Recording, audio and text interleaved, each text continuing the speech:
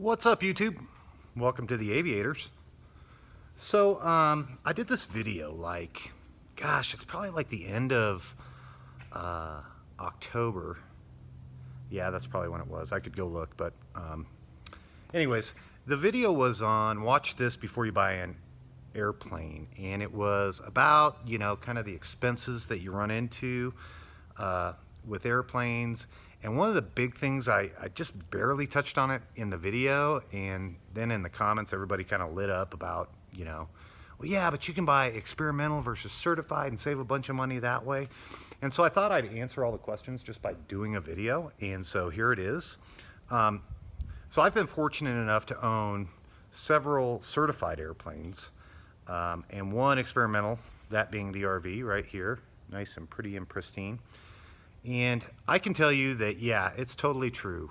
You can buy an experimental airplane, you can build it, you can buy it.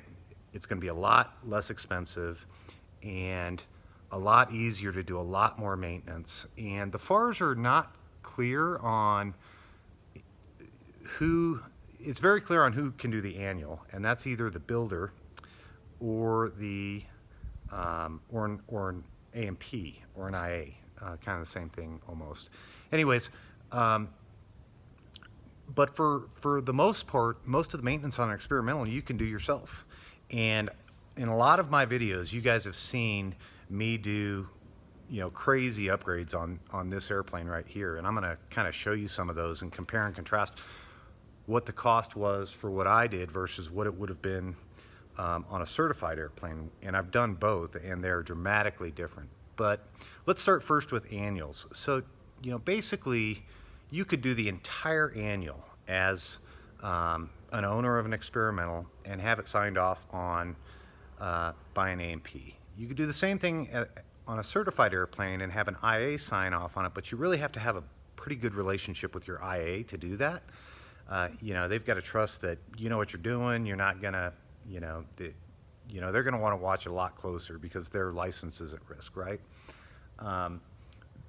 This airplane is a little bit different. I did a video on installing lights. Let me show you something here. So this is one of the lights that I took out of this airplane, and I replaced it with some really high quality Heiss automotive type LEDs. And most people would say, oh man, you put LEDs in there that weren't even, you know, FAA approved or whatever.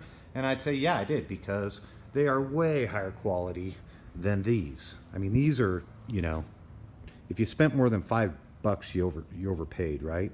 They're not bright. And I actually flew with this airplane last night, and these lights were amazing. It was the first time I flew at night with them, and you know, when I was about 200 feet off the ground coming in on my approach, it was like daylight on the runway. It was amazing. So, you know, there are some things you can do in experimental airplanes that you just can't do in certified airplanes, and that's one of them. And that means, you know, going and buying really high quality parts and putting them on the airplane. Even though they weren't made for aviation, they still work. Another example is the Avionics upgrade I did in this airplane. Let me show you that. So as you recall from previous videos, I put in this EMS D10, Engine Management System D10. I put in an EI commander over here, an artificial horizon, upgraded the transponder. This entire install was less than $6,000, including all of the avionics. Let me turn these on for you. So here are the avionics. I'm getting some splashback on them. Here's the engine management system. You've seen this in other videos. The other thing I did was this switch right here that turns on an LED bar up above, and I used that last night and it was awesome. But that's basically the instrumentation I did. Now this is full engine management right here, okay? And what's significant about that is the equivalent certified instrument is about 10 grand, and it's going to take an avionics shop a solid week probably to install that system. That's a lot of money. Okay, let me shut these off so I don't kill my battery. So the long and short of it is, for probably $6-7 grand, I don't remember exactly what I spent on it, you know, I've got the equivalent of what in a certified aircraft would cost probably, you know, $20,000. I'm not kidding. It would be crazy expensive to do the upgrade that I did on this airplane, on that airplane. The other huge difference between this airplane and another airplane is the prop, the exhaust, and the electronic ignition that is in the RV. So this prop is a carbon fiber Sensenec, and it weighs next to nothing. It's, you know, probably my favorite prop engine combo that I've ever flown. Now, when you couple that with the electronic ignition, so the electronic ignition in this airplane is another one of those things that's, you know, the certified airplane market, or, you know, the airplanes being produced out there are just so far behind these. Now, what these are, it's got dual electronic ignition. They've got these miniature little generators inside of them, and they generate their own power above 600 RPM. So 600 RPM, if you were kind of in a dive and the prop was just windmilling, that's probably about 600 RPM. That'd be enough to power that ignition system. Okay, so why is this important? In a certified airplane, and this is changing a little bit, they're letting you put one electronic ignition in with a mechanical magneto.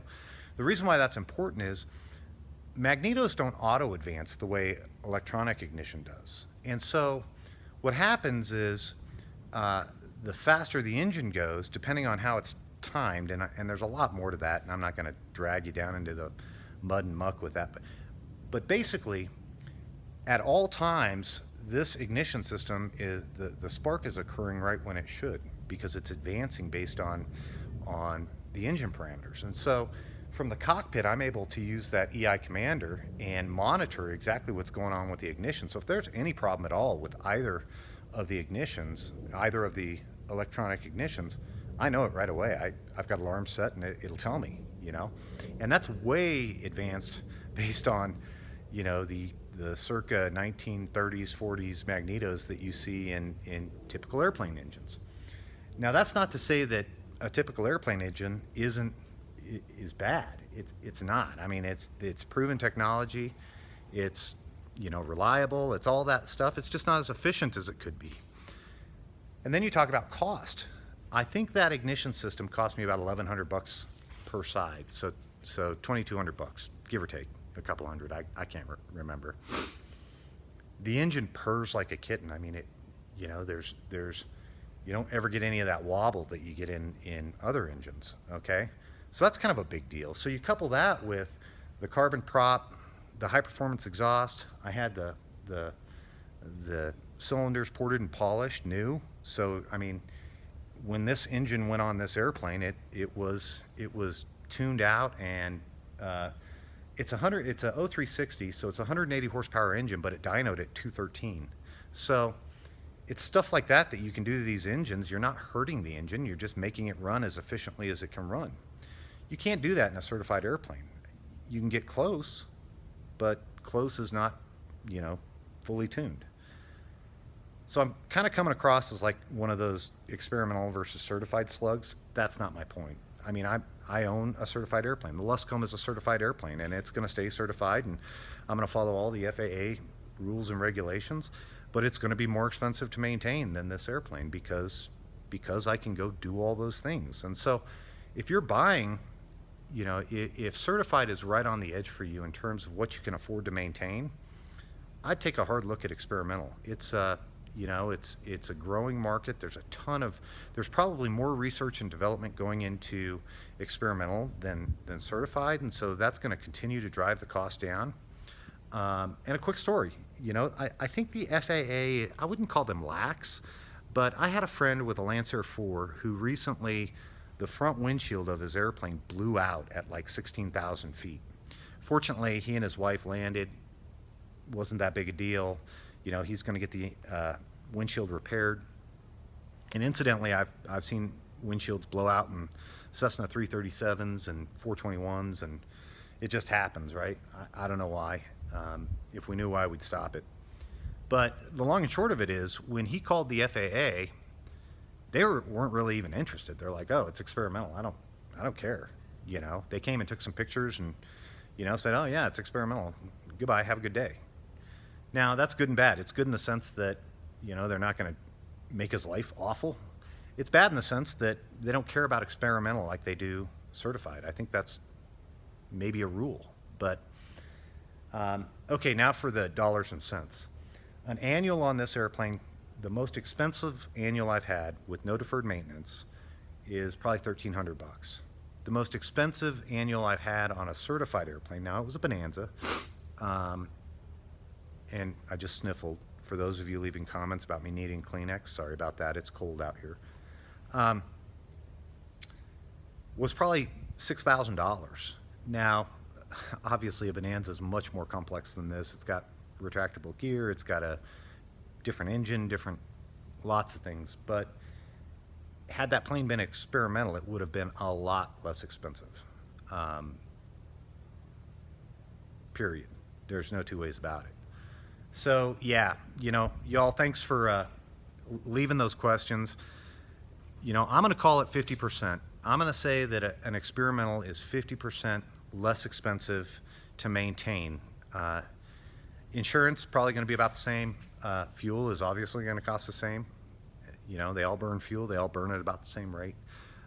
But in terms of, you know, just the solid maintenance of an airplane, it's going to be a lot less expensive for an experimental, just because every part you buy, you can source wherever you want to source it.